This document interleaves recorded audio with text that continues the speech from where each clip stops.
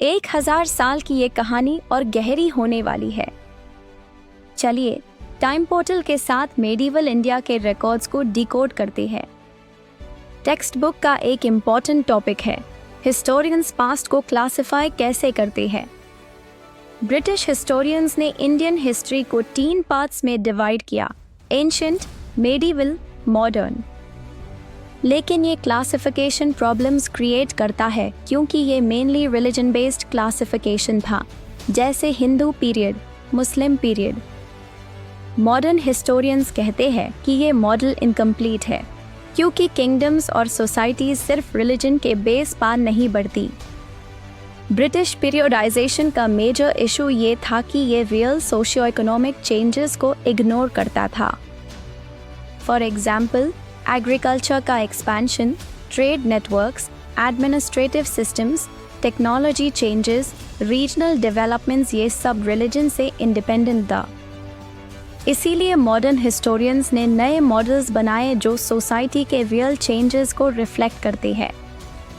आज के historians past को क्लासिफाई करते वक्त टेक्नोलॉजी, इकोनॉमी, सोसाइटी और पॉलिटिकल स्ट्रक्चर्स को ध्यान में रखते हैं। टेक्स्ट बुक एक एग्जाम्पल देती है।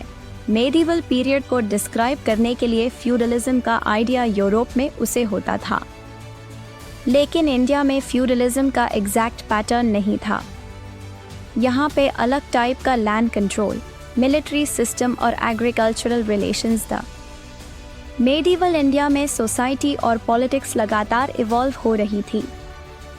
टेक्स्ट बुक के मुताबिक new caste emerged, new occupational groups developed, military commanders और रीजनल रूलर्स इंडिपेंडेंट हो गए, विलेजेस, टाउन्स और सिटीज में रोल्स चेंज हुए। एक और इम्पॉर्टेंट लाइन टेक्स्ट बुक में है, मेडिवल पीरियड में नए इनोवेशंस आए, जैसे Persian wheel for irrigation, spinning wheel, fire arms का early use, temple architecture and sculpture innovations. Medieval period में लोग बहुत ज़्यादा मूव करते थे। टेक्स्ट बुक बताती है कि ट्रेडर्स क्रॉस रीजन ट्रैवल करते थे, नोमैडिक ग्रुप्स मूवमेंट में थे, माइग्रेंट्स नई लैंड्स पास सेटल हुए, soldiers, artisans, scholars constantly move करते रहे। क्योंकि मोबिलिटी ने कल्चर, लैंग्वेज, फूड, आर्किटेक्चर और नॉलेज को एक्सचेंज किया। कई रीजन्स पावरफुल होकर बेड एम्पायर्स बन गए। ये ट्रांजिशन स्लो था और इन्होंने सोसाइटी के हर हिस्सा को इम्पैक्ट किया। टेक्स्ट बुक में एक सटल पॉइंट दिया गया है, मेडिवल इंडिया का रिलीजियस लैंडस्केप भी चेंज हो रहा था। इस पीरियड में सूफिज्म स्प्रेड हुआ, भक्ति मूवमेंट्स ग्रो हुई, न्यू लोकल ट्रेडिशंस डेवलप हुई, रिलीजियस कॉम्पोजिशंस लोकल लैंग्वेजेस में लिखी गई। टेक्स्ट बुक का एक सेंट्रल मैसेज है, अगर हमें मेडिवल इंडिया को समझना है तो हमें मल्टीपल सोर्सेस, मल्टीपल पर्सपेक्टिव्स और मल्टीपल चेंजेस को एक साथ देखना होगा।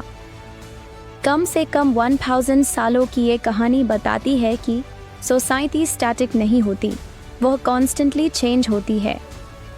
अब हम अपने फाइनल पार्ट 4 की तरफ बढ़ेंगे, जहां हम इस पूरे चैप्टर का full summary, all exam points और एक कंप्लीट रिवीजन करेंगे। If you are learning something new with this series, make sure to subscribe to the History Capsule for more powerful, detailed, and time travel style history lessons.